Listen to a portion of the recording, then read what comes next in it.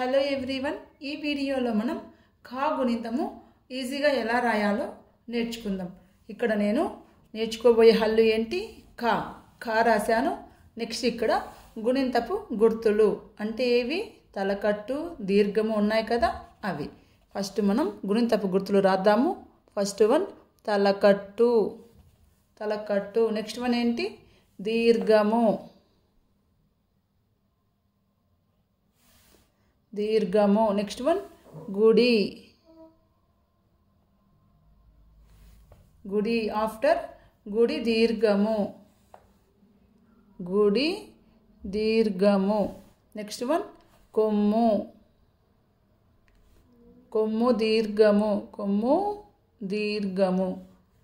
సుడి. సుడి దీర్ఘము. Next one ఎత్వము. ఏత్వము.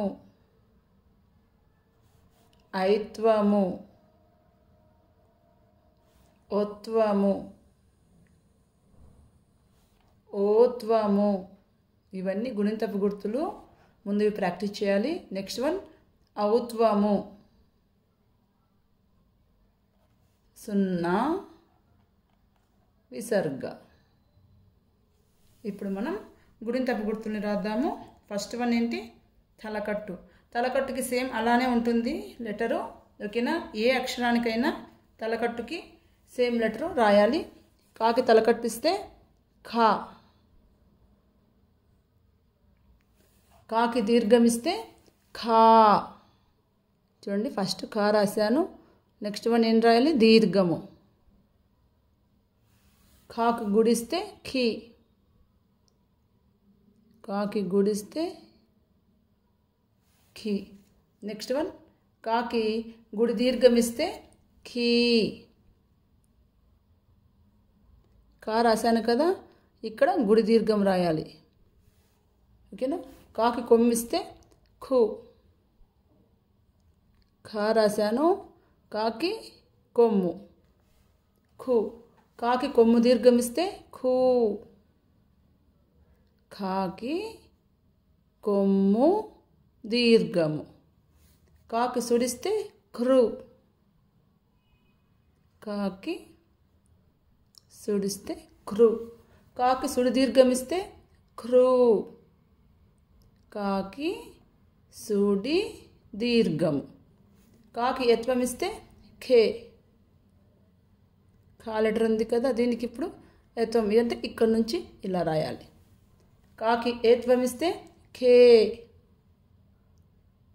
కాకి ఏత్వం అంటే ఇక్కడ నుంచి ఇలా. కాకి ఏత్వం ఇస్తే ఖే. కాకి ఐత్వం ఇస్తే ఖై. కాకి ఐత్వం అంటే పైన ఒకటి ఇలా రాయాలి, కింద ఇక్కడ నుంచి ఖై. ఖైది అంటాం కదా, ఈ లెటరు. నెక్స్ట్ వన్ ఖాకి ఒత్వం ఇస్తే ఖో. ఖా రాశాను. నెక్స్ట్ ఒత్వం ఎక్కడి నుంచి ఇలా. ఖాకి ఒత్వం ఇస్తే ఖో. కాకి ఓత్వం ఇస్తే ఖో. ఖా లెటరు. నెక్స్ట్ వన్ ఓత్వము. ఖాకి ఓత్వం ఇస్తే ఖో. కాకి ఔత్వం ఇస్తే ఖౌ. ఖా రాశాను, ఇక్కడ నుంచి ఔత్వం, ఓకేనా? ఖా పక్కన సున్నా పెడితే ఖమ్. ఖమ్. కా పక్కన విసర్గ రాస్తే ఖాహ. ఖాహ. చూడండి, ఖ, ఖా, ఖి, ఖీ, ఖు, ఖూ, క్రు, క్రూ, ఖే, ఖే, ఖై, ఖో, ఖో, ఖౌ, ఖం, కహ. ఇవి ఖా గుణింతం అండి.